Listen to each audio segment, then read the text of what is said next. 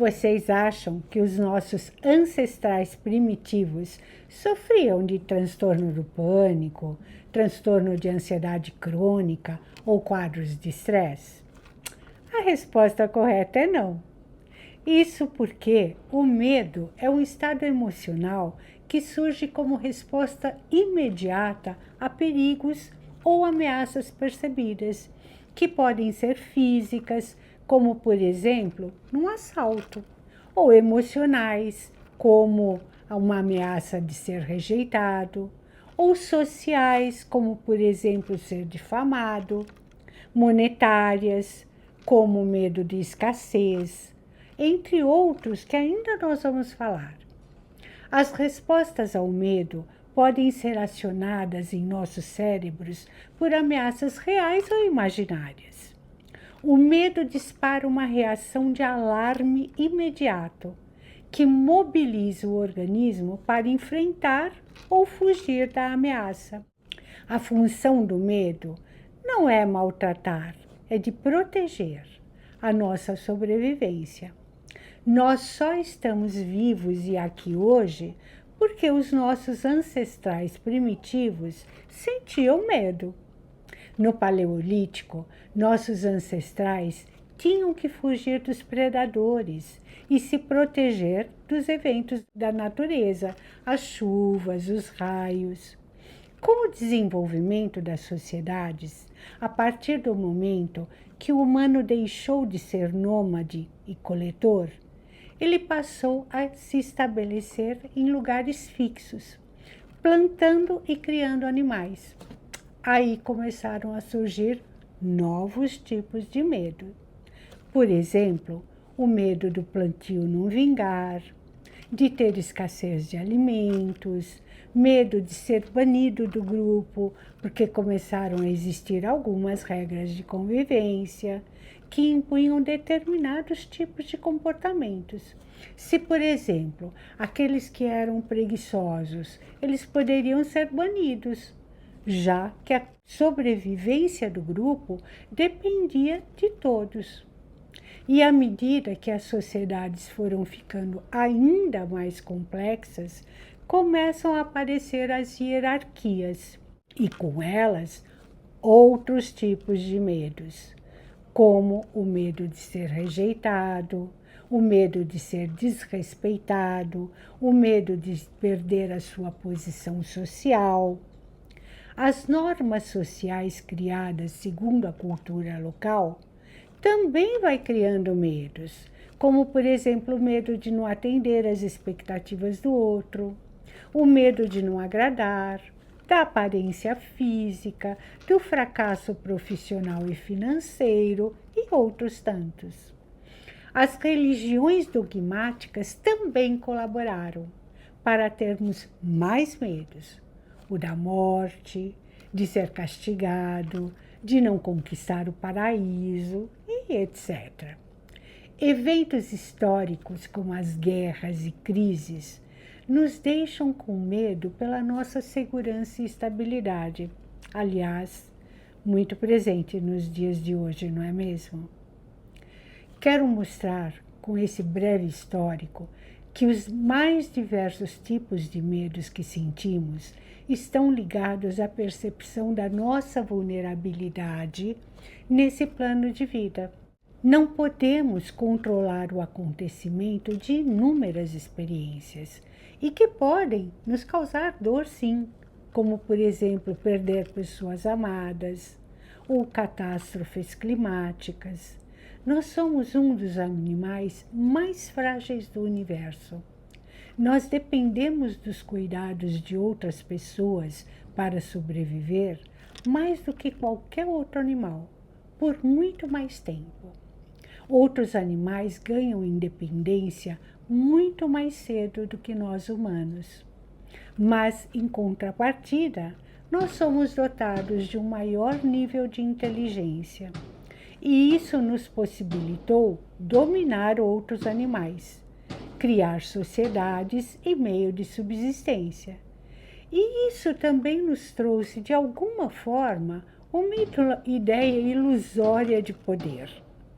Mas quando diante de alguma ameaça, nosso cérebro reptiliano primitivo nos lembra da nossa fragilidade, do quanto somos vulneráveis a fatores externos que não podemos controlar, isto é a causa e nos causa muito medo.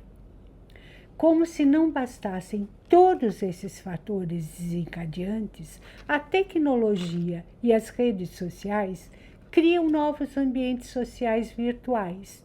E isso nos conduz a outros medos também, e preocupações tais como julgamento online, difamações, fake news a respeito de pessoas e situações que podem levar a consequências trágicas.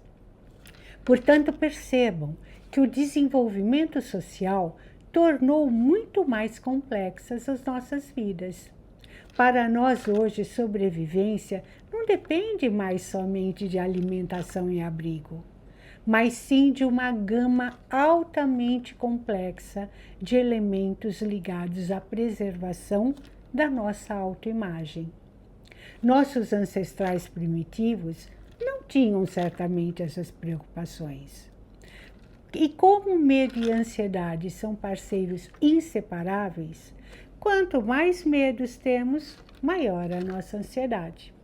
Nós vivemos num mundo ansioso, onde a paciência é uma virtude já esquecida. Ansiedade nós podemos definir como uma resposta emocional ao medo mais difuso, ligado a preocupações futuras, onde a pessoa está considerando os piores cenários, numa busca inconsciente de poder controlar e evitar situações que possam lhe causar dor. É aquele e se? E se eu perder o emprego? E se eu não tiver dinheiro? E se o meu amor me abandonar? A ansiedade é o cérebro interpretando ameaças que ainda não são reais. É o cérebro emitindo constantemente uma sinalização de perigo, na tentativa de ter controle sobre situações das quais não podemos controlar. É uma tentativa de evitar coisas ruins que possam nos machucar. Mas a questão é que essas coisas ruins podem ou não acontecer. É uma busca de tentar antever e dar soluções para o que ainda não existe. O nosso cérebro pode ter se acostumado a isso, você acredita? Se vivemos períodos onde tínhamos que mesmo ficar muito em alerta todo o tempo, nosso cérebro pode ter aprendido que esse é um jeito de nos proteger. Então, mesmo tendo saído da situação, como por exemplo, uma criança que viveu o alcoolismo do pai, ele chegava bêbado e brigava. A criança aprendeu a ficar em alerta diante daquele perigo. E mesmo adulta, ela pode se sentir muito ansiosa nos horários em que o pai costumava chegar em casa. Regiões do seu cérebro serão ativadas como um botão de alerta, liberando mais adrenalina, que vai acelerar seu coração, aumentar a pressão arterial, causar inquietação, angústia. Ela sentirá como se algo ruim fosse acontecer, mesmo que esteja em outro momento muito diferente da vida. O cérebro é altamente adaptável. Experiências que envolveram medo e ansiedade podem ser aprendidas e armazenadas, fazendo com que a pessoa reaja de forma ansiosa a qualquer situação que traga alguma semelhança, mesmo que inconsciente. É um alerta constante de ameaça que não desliga. A mente fica agitada, o corpo fica desconfortável e as tensões musculares se tornam crônicas. A diferença dos nossos ancestrais é que, após passada a ameaça, eles relaxavam. E nós, hoje em dia, a maior parte das pessoas, esse alerta não desliga. Nós vivemos constantemente nos sentindo em perigo. Isso nos adoece física e emocionalmente. Medo, ansiedade e estresse são parceiros muito unidos. O cérebro já não consegue diferenciar incômodos de perigos. Pequenos desconfortos passam a ser sinais de grandes perigos, disparando uma reação física de inquietação, agitação mental, aperto no peito, desconforto no estômago, mesmo antes de pensar. Porque as emoções, elas são reações físicas, a maior parte do tempo, elas são disparadas antes mesmo da gente poder dar nome a elas. Mas o cérebro precisa sempre encontrar uma explicação para emoções. Então ele nos avisa, fique alerta, pois algo ruim vai acontecer. E aí está a ansiedade. É preciso aprender a desligar o sistema de alerta quando o perigo não é real. É preciso aprendermos a diferenciar dissabores de tragédia. Dissabor é uma experiência desagradável que pode doer sim, causar desconforto emocional, mas que nós podemos superar. Na maior parte, nós podemos ter dissabores e não tragédias em nossas vidas. Felizmente, não? Compreender como a nossa mente funciona é libertador, pois podemos começar a nos ajudar de forma consistente para nos tornar pessoas mais calmas e serenas. Vamos entender primeiro que ser uma pessoa constantemente ansiosa não é natural. É um aprendizado disfuncional do nosso cérebro. Ele está desregulado, muito possivelmente porque exercitou muito esse funcionamento de alerta para enfrentar tempos difíceis. E criou um caminho neuronal, como uma estrada que entra em ação diante do desconhecido, de situações novas, pequenos desafios, imprevistos, prazos, desentendimentos e outras coisas. Outro fator importantíssimo do aumento da ansiedade é a autoexigência. A maior parte de nós hoje em dia não lida bem com seus próprios limites. Aprendemos que não podemos falhar, que temos que dar conta de tudo, temos medo de ficar de fora, de não pertencer. Os meios de comparações cresceram, as exigências aumentaram e nós nos cobramos cada vez mais. Nos sentimos sempre um passo atrás daquilo que deveríamos ter feito. Essa sensação de estar devendo gera culpa, que leva a mais ansiedade. Tudo isso nós sentimos, mas paramos muito pouco para refletir a respeito. Começamos a achar que é normal, que faz parte da vida atualmente, ou não sabemos como mudar. Mesmo vivendo em grandes metrópoles, precisamos saber que cultivar o estado de paz interior é possível. É um caminho que podemos trilhar passo a passo. Não é rápido nem fácil, mas é possível se quisermos. Em primeiro lugar, temos que sair do automático.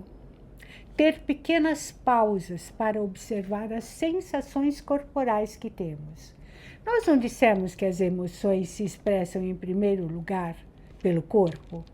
Então, é por ele que nós vamos começar. Paramos um pouco, fechamos os olhos e olhamos para dentro. Em quais partes do meu corpo estou acumulando mais tensão? Como estou me sentindo agora? A sensação geral do meu corpo é agradável ou é mais desagradável? Só o fato de você olhar e acolher essas sensações sem brigar ou criticar já vai fazer um efeito benéfico. Você está dando atenção a si mesmo. 2. Pequenas ações que podem deixar você mais relaxado no dia a dia. Alguns alongamentos, exercícios respiratórios, massagens nos pés. Você encontra várias propostas na internet. Essa é a fase de cuidar um pouco de você, dar carinho para si mesma. 3. tomar consciência da sua autoexigência e procurar aliviar a carga que você coloca sobre suas costas. Muitas vezes aqui nós empacamos, pois temos medo de dizer não, de descentralizar, de perder o controle sobre as coisas. Aqui realmente precisa um exame sincero para você não fugir atrás de justificativas do tipo: ah, mas se eu não fizer, ninguém faz. O perfeccionismo está sempre nos apontando um grau de autoexigência exagerado. Basta fazer o nosso melhor hoje a cada passo. Não precisamos de perfeição, precisamos de humanidade e respeito. Quarto, se esforce para ficar mais no presente do que no futuro. Faça o seu melhor hoje. Saiba que o amanhã é continuidade e consequência das nossas ações aqui e agora. Se você estiver no presente, certamente fará escolhas melhores e isso vai determinar o seu futuro. E 5. Quando pensamentos negativos chegarem à sua mente, não aceite de imediato. Questione. Quais as razões no presente estão me mostrando que isso vai acontecer de fato? Posso fazer concretamente algo para mudar esse rumo? Se puder, faça. Se não puder, deixe o futuro para o futuro. Aumente a sua autoconfiança. Você vai poder lidar com os acontecimentos da vida como sempre lidou até hoje. Você está aqui. Cultivar a paz interior é um processo. Não acontece de repente e tampouco por acaso. É consequência de um encontro com você, de tratar-se melhor, de cultivar o autorrespeito e o amor próprio. Obrigada pela sua atenção. Namastê. Beijos.